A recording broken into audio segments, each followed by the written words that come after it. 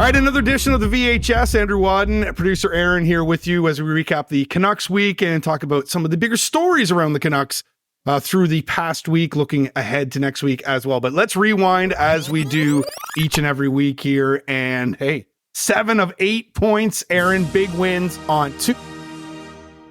Do you hear that? Is there something in my headphones right now? Do you hear that? Yeah, there's something happening. Oh, what? Oh my God! That's JD Burke's music. That's JD right. Burke from That's Elite right. Prospects. Oh my God! Yeah. They said he was in parts unknown. Where's he been? JD Burke. I've been in my content dungeon in the West End. It's actually funny. I could see your old studio pretty much from my apartment. So in some ways, I've always been with you, man. And now I'm really stoked to join you with. Spiritually, I'm calling this Rink Wad. I like that. Yeah, Rink Wad. Wow. Just for you, Wadden. And, the Detroit Lions, they use a first-round pick on a running back. The Canucks are doing well. I figured I had to join the show just to razz the hell out of you, if nothing else. Well, to be honest with you, though, and of course, we're taking the piss here. We had JD booked for this, and we're going to have JD hopefully on with us regularly here, but it's kind of bizarro world when you consider the last time you and I were on a podcast together. The Canucks absolutely stunk, and Jim Benning was doing things outside of releasing Christmas albums. And if you missed that, by the way, head over to Vancouver Hockey and check it out. But also, too, the Detroit Lions were always the Detroit Lions back then. And hey, now the script has been flipped. My team is amazing, and the local team here is not too bad themselves. Yeah, let's not talk about the Pittsburgh Steelers. Let's spare myself that misery. It's funny because we shoot the. Can we swear? Is that allowed? You can say it. Yes, we'll allow it. Yeah. We shoot the shit all the time on text, and it's funny because Wadden will try to razz me talking about how bad Pittsburgh is, and I'm like, buddy, you cannot possibly hate this team more than I do right now. Yeah, like true. It is so bleak. Yeah. Well, it's like the same when people used to try to take shots at the Lions. For me, I feel like as if I don't know they're garbage. Like, come on. Yeah. You know? Now you might be wading into that territory. We could do a Pittsburgh Steelers podcast at a different time, though. Let's stick to the Canucks. Let's not, please. Because the Canucks were, essentially, like I said, they were not a good team when you and I were doing the previous Rink Wad show back at the back at TSN there.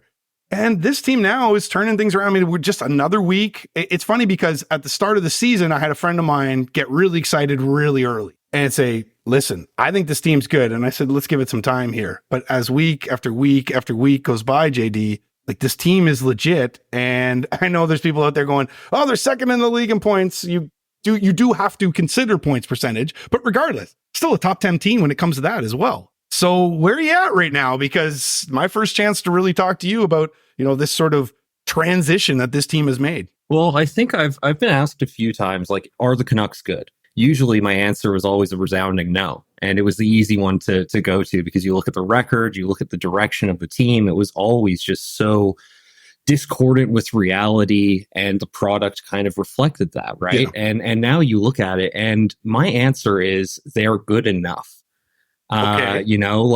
I look at a lot of the consternation about the PDO and everything under the hood in terms of the data at 5-on-5, et cetera. And what's really fascinating to me is that I don't think you can build much of a cogent statistical analysis that says this team is a total fraud. I mean, we know about the gaudy PDO and it's historical. But it's come down now, though, right? Like it started to level out. Yeah. Well, it had, and then it bounced back up this week. And Jay Fresh has been having a lot of fun, my colleague at EP Rinkside, kind of updating the chart and posting it. And yes, that is inordinately high. But the thing that I always look at is score-adjusted shot attempts, score-adjusted expected goals. And I look at this team, and when you do those adjustments, it's about break even at 5-on-5. So not dominant by any means, right? But good enough. And the team they've competed with most this season would probably be the Vegas Golden Knights, right? Like that's the battle at the top of the Pacific, aside from the LA Kings. And they have identical data with the Vegas Golden Knights. So I think what's happened is, yes, they do have elevated percentages, and that's plain for everyone to see, but they've also led a lot. And when you have a lead, you bleed shot attempts. That's just how it goes. We call it score effects. It was one of the first discoveries of hockey analytics, right? And so that's going to affect the 5-on-5 data. And I think it has for the Canucks. And so, ultimately, this is a team that has high-end finishing talent. Demko is a top 5 goalie in the NHL. I think he's, top 3 in save percentage. Yeah. The question has always been durability with him, not ability, but durability. And if he can stay healthy, well, I mean, that'll do a lot for you. And also Casey DeSmith has spelled him at times and played excellently. I wish he hadn't made that save against the Minnesota Wild and condemned us to OT in that shootout from hell, because that was some of the worst hockey I've seen all season. And I watch a lot of hockey. Yeah. It's awful. It's awful. Yeah. It's fake hockey. But you look at it and it's like they have all of the ingredients to exceed expectations based on 5-on-5 play. They have high-end finishing talent. They have good special teams. They have good goaltending. Is this team elite? Can it hang with the Vegas Golden Knights in 7? No, I don't think they can. I don't think they have. A lot of people talk about this team and its composition, and you look at the Sam Lafferty trade, you look at Mikheyev, you look at Bluger, you look at Joshua. Like, they've added so much to the bottom 6, but the problem remains that they don't have enough guys. And I think this week really, hear me out. So this week kind of betrayed that. I think depth is something that they've really, I love what Jim Rutherford and Patrick Rutherveen is what I call them. I love what they've done. That. Right? Well, they've really fleshed out the depth, and especially in the forward group. But depth elevates the floor. It doesn't set the ceiling. And we saw all this reverence for the 2010-11 Canucks. How many guys did that team have? You know what I mean? You had the Sedins, you had Kess, you had Burrows, you had Bieksa, you had Edler, you had Ehrhoff, you had, and on and on and on. And even with all that talent, they couldn't finish the job because it's a lot of it is about luck. I mean, Tim Thomas is the best Stanley Cup final in history. Half the team is dead by the time they award the trophy. Yeah, exactly. Yeah. So, and this team doesn't have that same amount of guys. Okay, I agree with you on that, but if you keep in mind too, the 2011 Canucks were the sort of final piece of a team that was being built up through the years, and we're going to talk about Roberto Luongo here in just a moment. Yeah. He was one of those starting pieces when you consider the core that came up through and then got them to that Game 7 of the Stanley Cup Final. So guys like you mentioned some names there, like Alex Burrows, Jannik Hansen, like those guys became those guys while they were, making that ascend as a team, right? So maybe those guys are here right now in someone like Nils Höglander, who you're seeing potentially taking a step right now. Oh, he's amazing. He's been fantastic. I love watching him play hockey. Dakota Joshua. I mean, we're basically, this is like a post game. We just watched the Chicago Blackhawks lose to the Vancouver Canucks. But in that game, you see Dakota Joshua, Teddy Bluger, and Connor Garland, like what they're doing as a third line. And so what I'm trying to say is like maybe we're starting to see the ascension of these players that could become. Now, I'm not saying that Höglander is the next Hansen or Joshua or Garland or the next Burrows. That ain't happening, right? That I'm not there, but I'm saying that they're starting to become those players that are elevating themselves. I mean, look at Filip Hronek as well. Like what an absolute steal when you consider the trade in totality now, with it starting with Horvat and essentially becoming, Hronek, if you want to look at core players sort of swapping out, right? Like, I think they're starting to make that ascension. Now, are they missing pieces to become a Stanley Cup contender or to take out like someone like you say Vegas? Absolutely. But let's keep in mind here too, like there's the regular season team and then there's the before the trade deadline team and there's the after trade deadline team. And that's for every team in the NHL. If you're a team like the Canucks this year, you're sitting there going, oh, actually, we're a trade deadline team now in terms of like, we want to, step up and start adding as opposed to subtracting. Well, this is the difficulty with trying to divine how this team should plot its course because, like you said, you have some ascendant talent. You have Pettersson, you have JT Miller's been awesome, right? You've got, Garland has been killing it in the bottom. Yeah, Brock Boeser, on and on, right?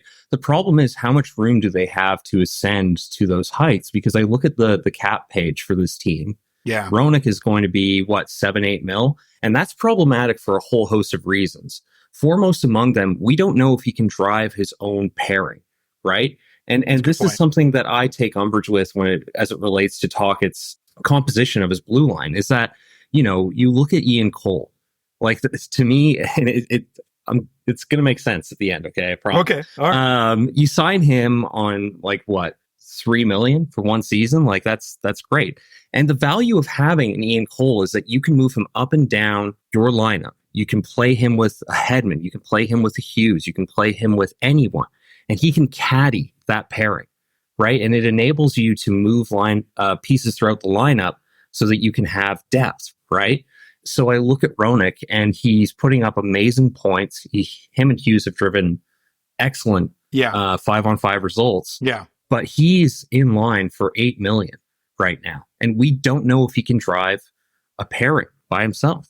And so like that is something that worries me. Pettersson is up for a contract. That worries me. Well, that's 11. That's starting at 11. Like, So, I think that's your starting. What I'm saying is like point. you're running out of runway to build on top of this season. Sure. Yep. Right. So like you say they should be someone who makes moves at the deadline, and perhaps that is correct because the window might be this season. You know what I mean? And that worries me because you look at some of the teams who've won the Stanley Cup, like the Washington Capitals. They didn't do it with a one season, all chips in. That was achieved by having a window that was a decade long. Do you know what I mean? Because you need so much luck to pull this off. And so, yeah, I'm stoked on this team right now. I can see the vision. I can see the pieces in place to kind of build something special. I just don't see the latitude to take it to that next step. Well, you're building an argument here on why they potentially should sort of go all in if they're there come the trade deadline, and just what we've seen this season. Like it looks like they're going to be there. Like they're definitely going to be a playoff team. We know that. Oh yeah. Money Puck has them at like 99% to make the playoffs now. Like, are they going to be the second best team in the NHL when it comes down to total points at the end of the season? I'd argue probably not. But they'll be there. Like they'll be right up there when it comes to the best teams in the league. And I hear your argument, but I mean, guys like, Boeser's got one more year after this. And just judging by the way that things are working out for him, like you think the team's going to want to re-sign him. Maybe you've got something with Andrei Kuzmenko in terms of like a trade potential chip. And maybe that's another defenseman, right? Because you talk about needing to get those pairs sort of right and see exactly what you got with Philip Hronek, because you're loaded up on that top pair right now with Hronek and Hughes, right? So perhaps Andre, and we floated this on Vancouver Hockey on a past episode. I think we talked about it on some videos as well. Is Andrei Kuzmenko potentially a trade piece? Only in the sense of that teams are looking for scoring, and that's what that guy can do. We know that. And with the depth that they have at forward, do they need someone like Kuzmenko? Maybe they could add and get that defenseman that they're looking for. Maybe it's a UFA defenseman as well, where they, don't have to commit any sort of a term to them, and they can sort of, look at it year by year. Because as you mentioned, with those teams that do end up winning Stanley Cups, when those windows sort of open, they have to have that right mix in their bottom six, but also it has to be that right mix in terms of their cap, because if they fail, and they got to go into the next year, they might have to swap out that entire bottom six, right? Yeah, I mean Tampa Bay Lightning too. That's same. Well, idea Toronto as well, right? Like I know they've had their failures in the playoffs, but look at the guys that they've. Do you ever? Oh, do I ever? And it stings at times. And let's not bring that up. But the point is this: like, look at the guys that have gone through there. Like the Canucks are playing against Blackhawks, and Nick Foligno's out there, and you're like, oh yeah. Like he was a Leaf. He's still around. No, but it's not like he was a Leaf at one point, like when they tried to make a push that one year, or Ryan O'Reilly. Like that's what happens with these teams, and they end up failing. Can the Canucks get themselves to that point, and can they be, essentially, get themselves to be a Stanley Cup contender again? I don't know. It's tough to see. And in this cap, you kind of can't really do it the way that you did it back in 2011 as well. It's just the economics of it just don't work that way. The environment has changed so much. And so, this is, I know you wanted to talk about the Nikita Zadorov trade as well, right? Yeah. And this kind of dovetails into, I've taken a lot of heat for not throwing a parade for that trade, not throwing flowers. Yes. You acquired a fifth defenseman. You got him at the same price as a fifth defenseman. It's a question of resources, right? So you have this fifth defenseman who has a profile that always gets overpaid, right? He's got size, he can skate, he had the 14-goal season. This is someone who could cash in, and he is due for an extension. What about Ethan Bear?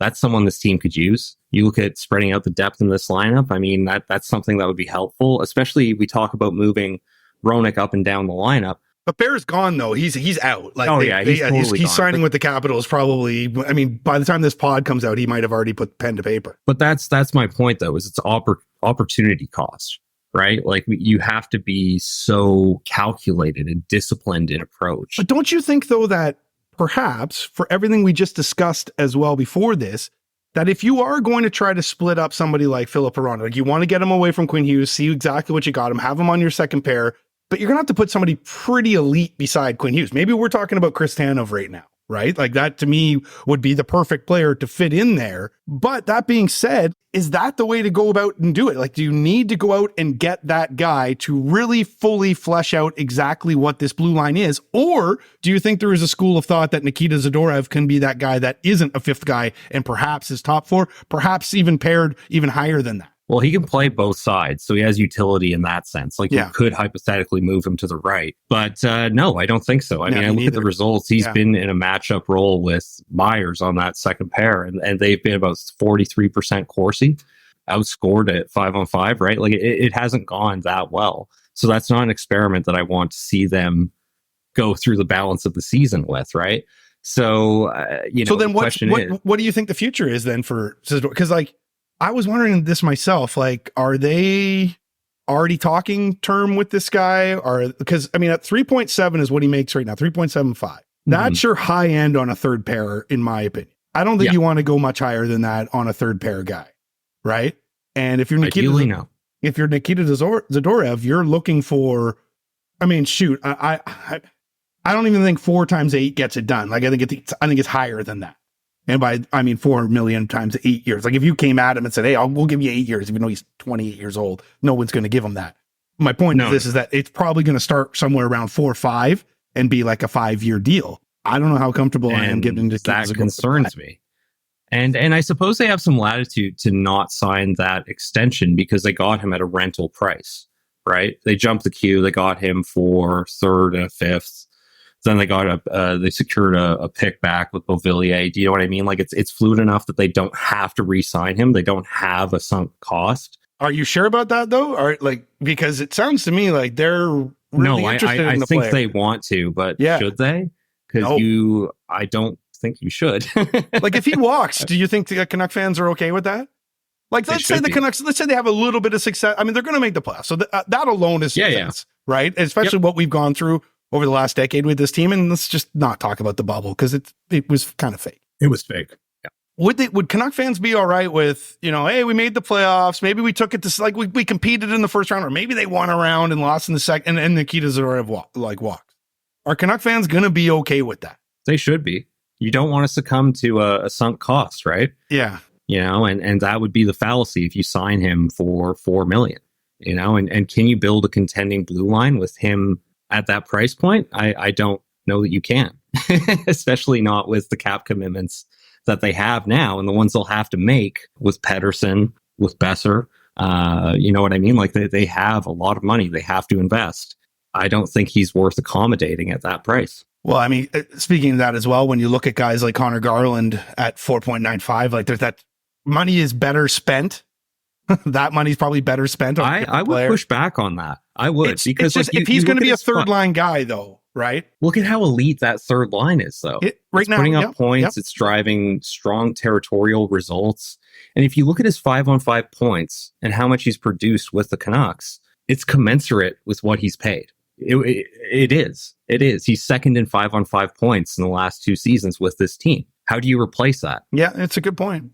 Especially for a team that struggles to drive offense at 5-on-5 specifically. Do you know what I mean? Like, he has so much value to this team. And I think if you moved him up the lineup, he would produce even more. You know what I mean? Like, I think he's held back by his station on that third line. I really do. But he seems to be clicking with those guys. Like, it seems like, I mean, he's not producing the goals. I know Murph was talking about it in one of the intermissions in the game. They're not producing, he's not producing as much goals, but he's kind of playmaking now.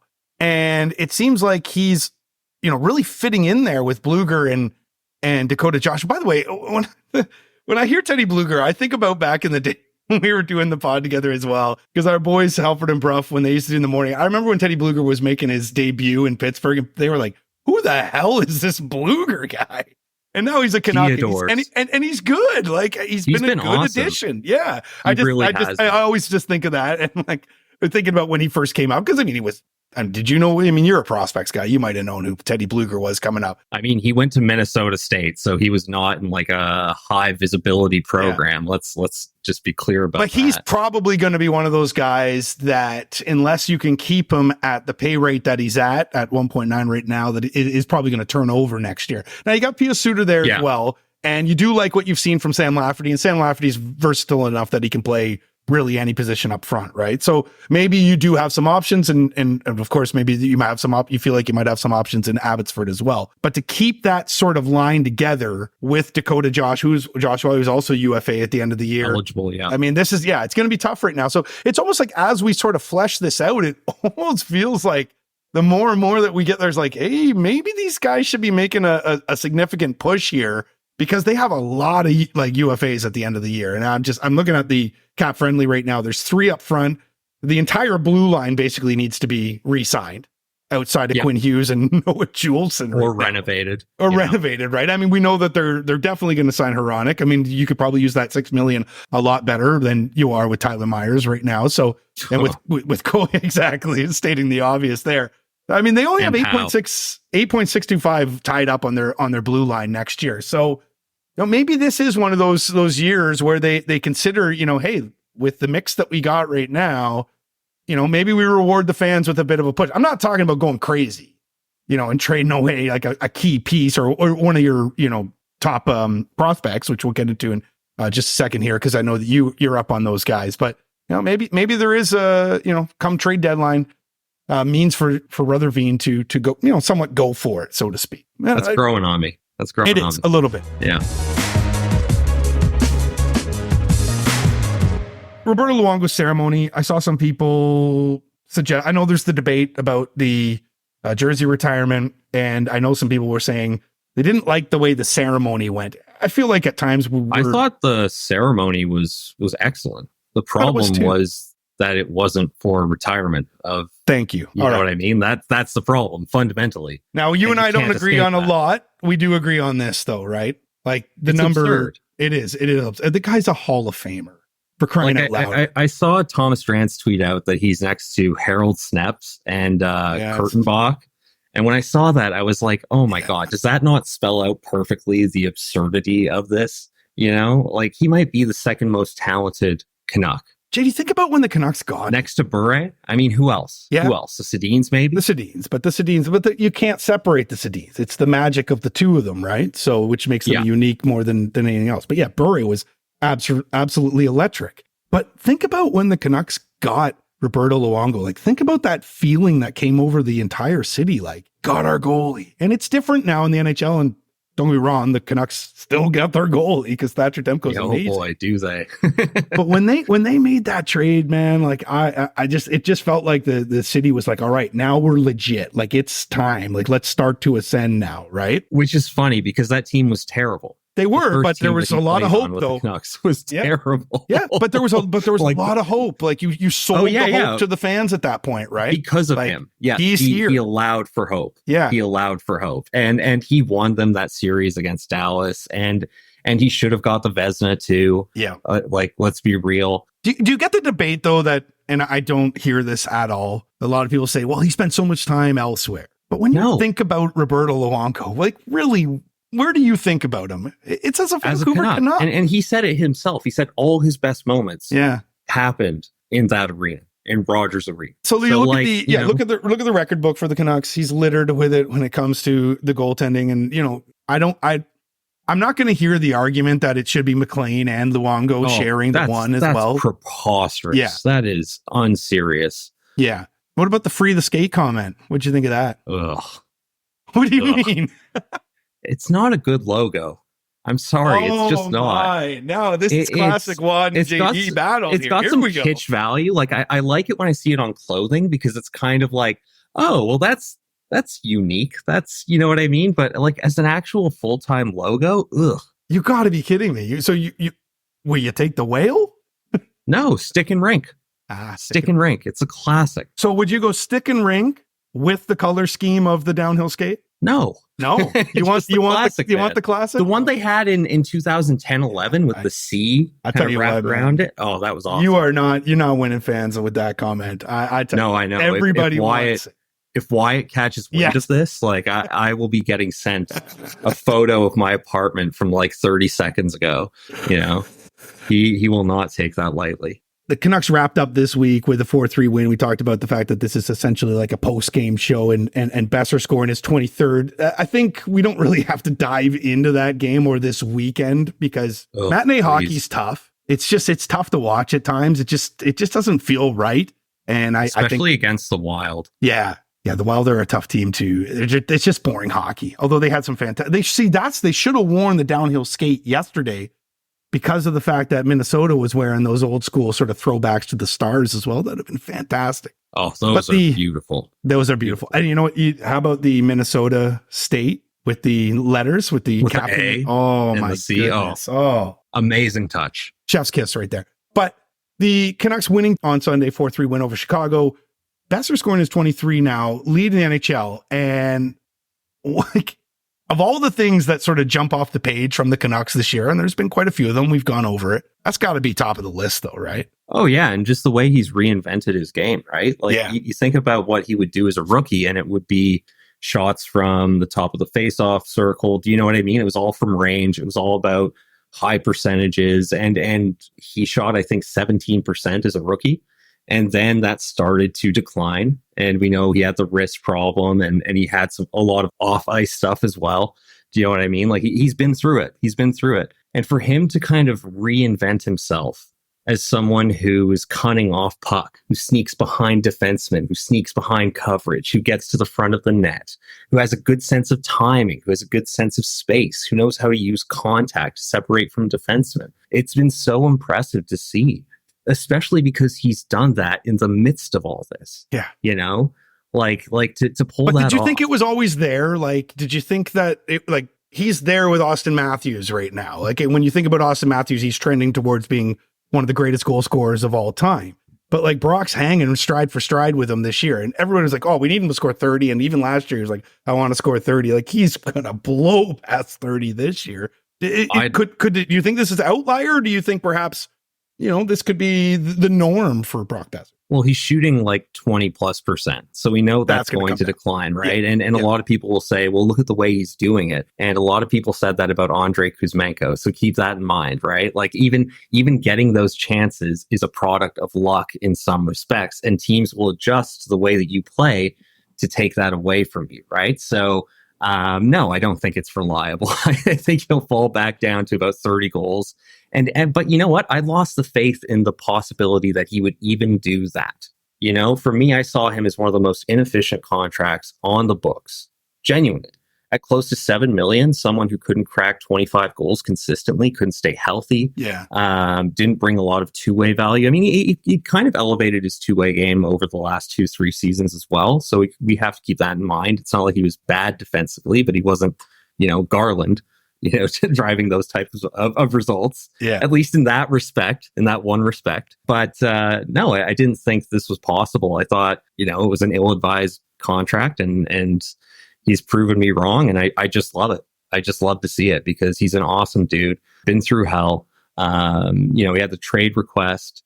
He's rescinded that. He wants to be on this team, and just it sounds like he was unhappy with hockey, not necessarily the Canucks.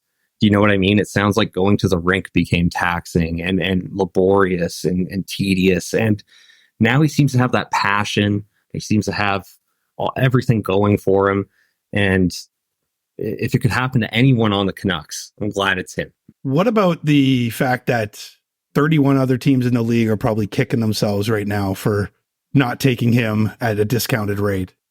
You might even got the Canucks to be able to eat some money, like maybe $1 million, maybe. Or include an asset. I mean, this is why Kuzmenko won't be someone they can trade, I don't think. And yeah, you're right. Like at 5.5, it's, more than anything, really, with the Canucks, I think they'd like to dump the salary maybe more than anything else. But, maybe there's an argument that, Rick Tocchet feels that he can use him. But again, it's such a weird league in terms of the value of everybody. It just is so important in terms of like their cap hit and where you can move guys in and move guys out. I mean, this is a much broader discussion, but I'm of the opinion I'd love to go back in the day, just have it wide open. I don't understand why teams like the Vancouver Canucks need to float out other people's boats. You know what I mean? If they want to spend, let them spend. Again, this is a really broad discussion, and I'll put that out there. Maybe we'll put it aside and broach it maybe in the summer or something like that. Yeah. It's, again, I think there's a lot of teams that are probably looking at themselves going like, holy shit, like we should have went for Brock Boeser. Maybe if we could have got the Canucks to eat $1 million, like at 5.5, 5.6, 23 goals right now. He's on pace for what? Something like 60. I don't think it's going to. It changes every game because it just keeps scoring. It's true. All right, before we get out of here, because you're the prospects guy, and if those that don't know, JD works for Elite Prospects, does some fine work over there. You got a really good team. EPRinkside.com. Yeah, incredible website, and you'll be glad to know that I do pay for it nowadays. All right, bud. I do pay for it nowadays, and I love it. I like it for the pronunciations. Maybe we should get Rick Dollywall on that. Oh yeah. Okay, so World Juniors are coming up here, and as we record this, it's the 17th of December. So what's that? 9 days away for week and a half. Yeah, for the first game, Canada kicks things off on the 26th, Boxing Day, as they do each and every year, facing off against Finland. What should we be looking out for here? I have let the people know that listen to me that I'm just not a prospects guy. I got duped by, for prospects years ago, whether it was basketball prospects, football, hockey, whatever.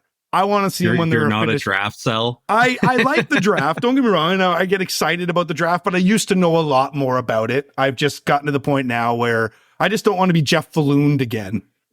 Yeah. Okay. You know what I mean? Or someone like that. I don't know why his name came to Lee Sweated. Maybe. Yeah, like exactly. Ole Ulevied.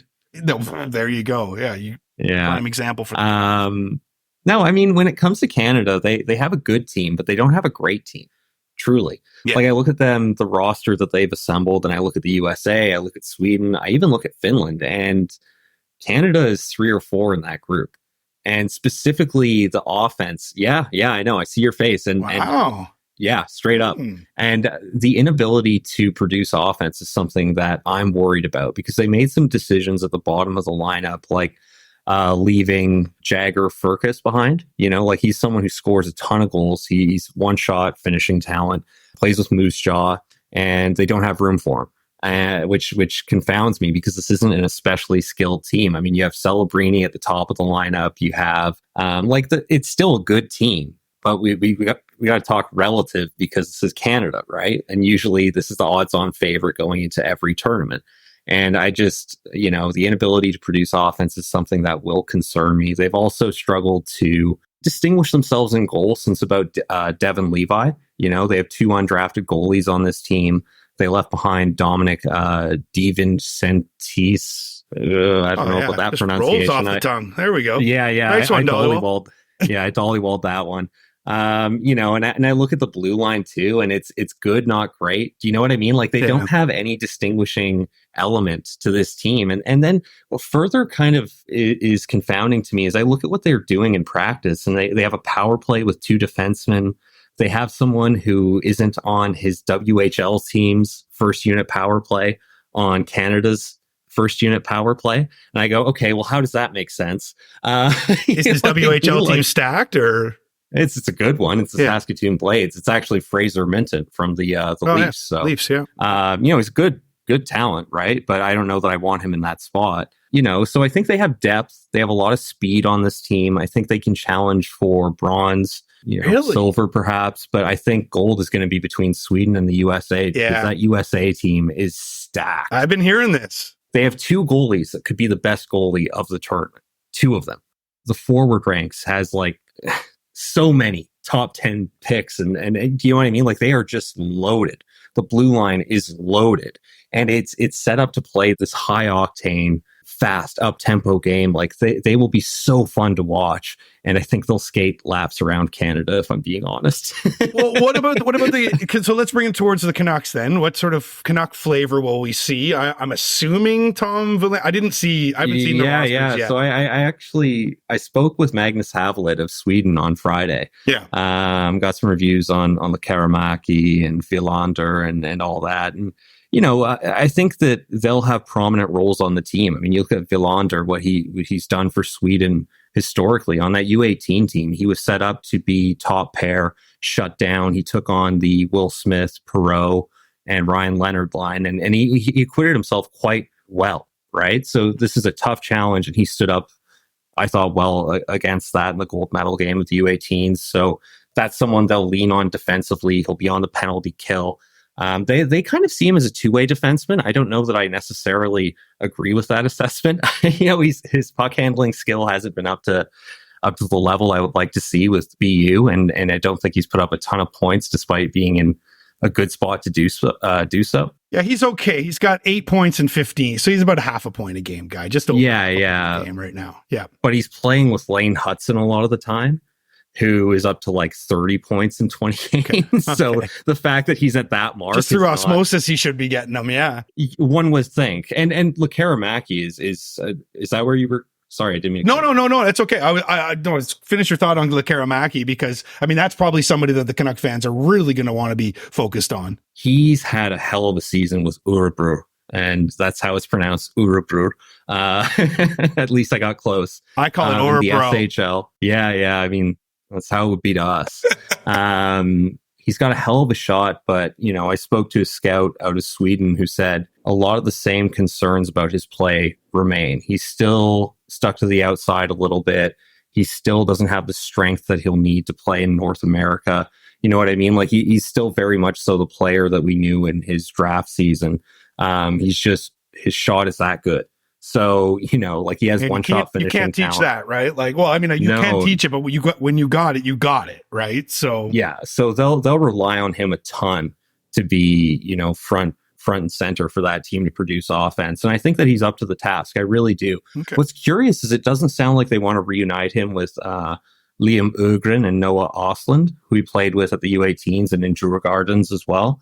Doesn't sound like they'll go to that well. So I'll be curious to see how he performs without his line mates. But he has so much talent that he could go off at this tournament, and it would not surprise me. What about the kid out of Kitchener? I'm not even going to try to attempt to pronounce his last name. Hunter Burzustevits. Oh, yeah. There you go. Easy.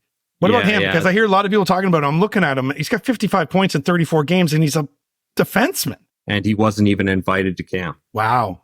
And this is, of course, with the United States team, because he's a Michigan product, I believe. Well, he was supposed to be. He changed from Michigan to the OHL, and they don't look fondly upon that at USA Hockey. Yeah. And a lot of people have tried to come up with a reason that it's not political. They've gone, well, look at the defenseman they have. Like he wouldn't have the offensive reps that he needs, yada, yada. And I don't think I believe that. They invited some undrafted defensemen to camp. Eric Polkamp, who is the third pair right shot defenseman. He does a lot of what Burzustevits does, but worse. You know what I mean? And he's a good defenseman, good defensive prospect, but ultimately I just think this is politics. I really do. And in a just world, he would be at that tournament. Burzustevits. Yeah. All right, JD, good stuff. We'll let you get back to being a comrade again. And we'll be tapping you on the shoulder. I'll be bugging you. I'll be bugging you via text. Anyway. Oh, I know. You always do. On the show as well. So thanks for joining. And of course, everybody, follow us. You know where to follow us. Hit up sportshouse.ca. Everything is there. TikTok, Instagram, Twitter, YouTube, you name it. Hit us up there.